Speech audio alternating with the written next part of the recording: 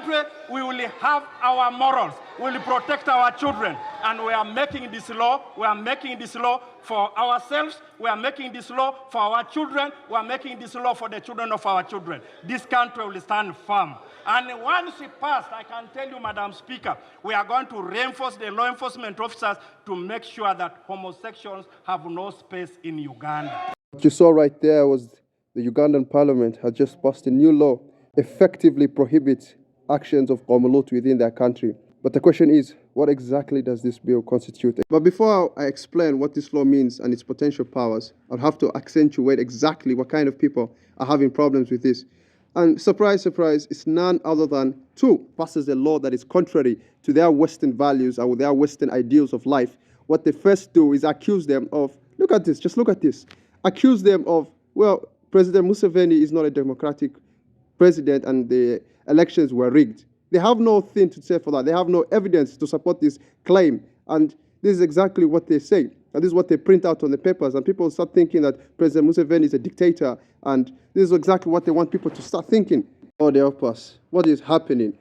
You know, no other country has got problems with it. Not even China, Japan, India, Russia, no other country. But these people just want to have problems with everything. It's like saying, if I come into your house and I tell you where to put your furniture, if I don't tell you where to put your wardrobe, therefore I should impose sanctions upon you.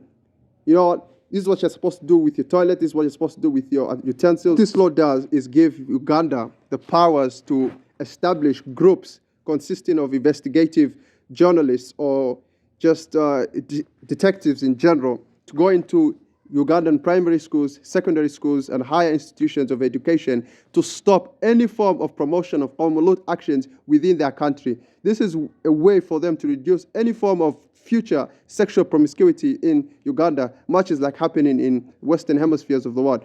Again, point that literally no other countries, of all the countries in the world, literally nobody has any form of problems with this.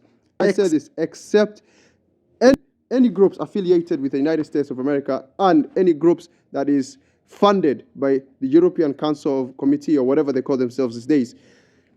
This is, to be honest, a really, really final nail that effectively contrasts their hypocrisy and their internalized racism when it comes to Africa or any groups in Africa.